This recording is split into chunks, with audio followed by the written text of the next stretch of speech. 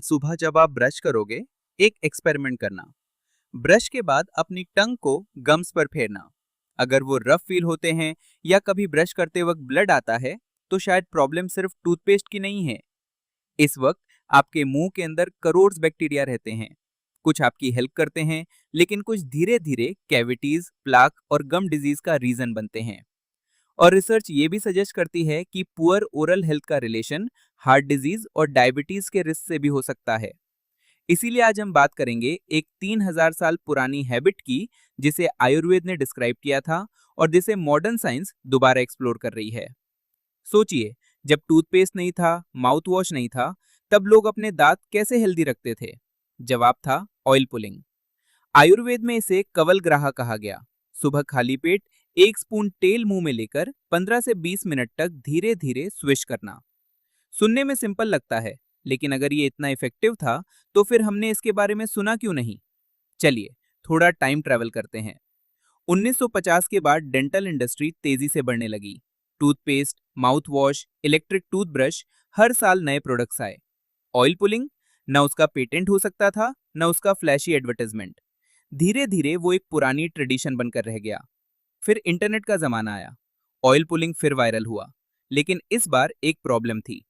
कुछ लोगों ने कहना शुरू कर दिया कि ऑयल पुलिंग कैंसर ठीक करता है, डायबिटीज रिवर्स करता है, बॉडी डिटॉक्स करता है और लगभग हर बीमारी का इलाज है। यहीं से असली नुकसान हुआ। जब कोई प्रैक्टिस एविडेंस से ज्यादा क्लेम्स करती है, तो साइंस उससे सीरियस लेना बंद कर देती है। लेकिन कुछ रिसर्चर्स ने सिर्फ एक सवाल पूछा, क्या ऑयल पुलिंग सच में ओरल बैक्टीरिया कम करता है? और यहीं से स्टोरी इंटरेस्टिंग हो गई। स्टडीज में रिसर्चर्स ने कोकोनट ऑयल को स्टैंडर्ड एंटीबैक्टीरियल माउथवॉश के साथ कंपेयर किया। रिजल्ट ये था कि रेगुलर ऑयल पुलिंग से कैविटी से जुड़े बैक्टीरिया, प्लाक और गम इन्फ्लेमेशन में नोटिसेबल रिडक्शन देखा गया। ये कोई मैजिक नहीं था, और ना ही इसका मतलब ये है कि ब्रशिंग की जरूरत खत्म हो गई। लेकिन काम कैसे करता है?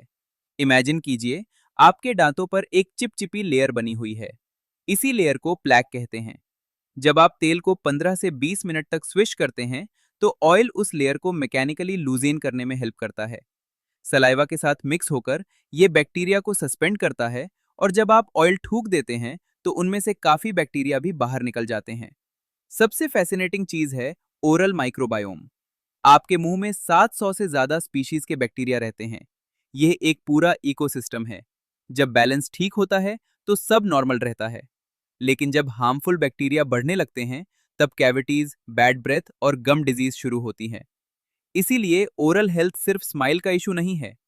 पुअर ओरल हाइजीन को कार्डियोवैस्कुलर डिजीज और डायबिटीज के हायर रिस्क के साथ एसोसिएट किया गया है। इसका मतलब ये नहीं कि ऑयल पुलिंग इन डिजीजेस का ट्रीटमेंट है, बिल्कुल नहीं। लेकिन हेल्दी गम्स और clean oral microbiome overall health का इंपॉर्टेंट हिस्सा जरूर है। अब सवाल है, अगर आप ऑयल पुलिंग ट्राई करना चाहते हैं, तो कैसे करें? सुबह खाली पेट 1 tablespoon cold pressed coconut oil या सीजाम ऑयल लीजिए। ऑयल को मुंह में 15 से 20 मिनट जेंटल स्विश कीजिए। जोर से गरगल मत कीजिए। ऑयल को निगलना भी नहीं है। बाद में डस्टबिन या बेसिन में थूक दीजिए, सिंक में नहीं, क्योंकि ऑयल जम सकता है। उसके बाद पानी से रिंस कीजिए और फिर नॉर्मल ब्रशिंग कीजिए।